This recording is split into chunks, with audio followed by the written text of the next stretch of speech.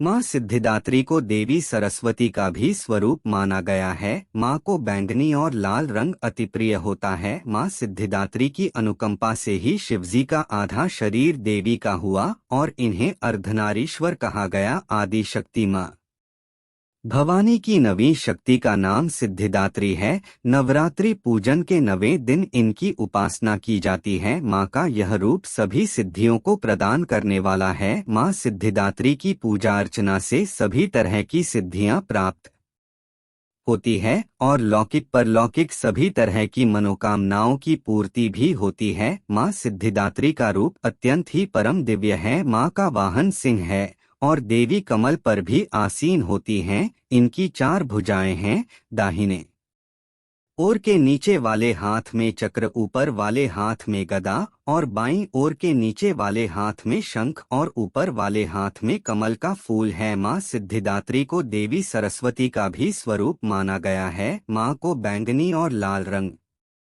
अति प्रिय होता है। माँ सिद्धिदात्री की अनुकंपा से ही शिवजी का आधा शरीर देवी का हुआ और इन्हें अर्धनारीश्वर कहा गया। इस दिन शास्त्रीय विधि विधान और पूर्ण निष्ठा के साथ साधना करने वाले साधक को सभी सिद्धियों की प्राप्ति हो जाती है। इनकी उपासना से भक्तों की सभी मनोकामनाएं पूर्ण हो जाती हैं। भक्त इनकी पूजा से यश, बल, कीर्ति और धन की प्राप्ति करते हैं। माँ भगवती का स्मरण, ध्यान, पूजन हमें इस संसार की असारता का बोध कराते हुए वास्तविक परम शांतिदायक अमृत पद की ओर ले जाता है। सर्वप्रथम कलश की पूजा व उसमें स्थित सभी देवी देवताओं का ध्यान करना चाहिए। रोली मोली, कुमकुम, पुष्प, चुनरी आदि से माँ की भक्ति भाव से पूजा करें। हलवा, पूरी, खीर, चने, नारियल से माता को भोग लगाएं। इसके पश्चात माता के मंत्रों का जाप करना चाहिए। इस दिन 9 कन्याओं और 1 बालक को घर में भोजन करना चाहिए। कन्याओं की आयु 2 वर्ष से ऊपर और 10 वर्ष तक होनी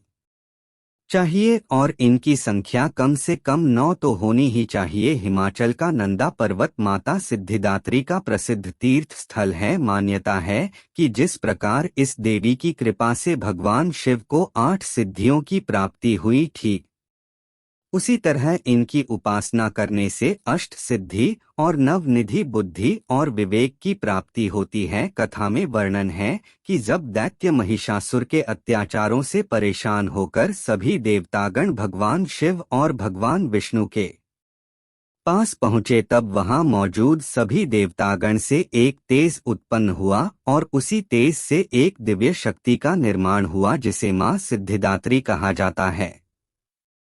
नमस्कार दोस्तों, आप सभी को हमारे इस चैनल गणेश ज्ञान स्टोरी में स्वागत है। आप इस चैनल पर नए हैं तो चैनल को सब्सक्राइब करें और बेल आइकन को जरूर दबाएं और चैनल को लाइक और शेयर करें।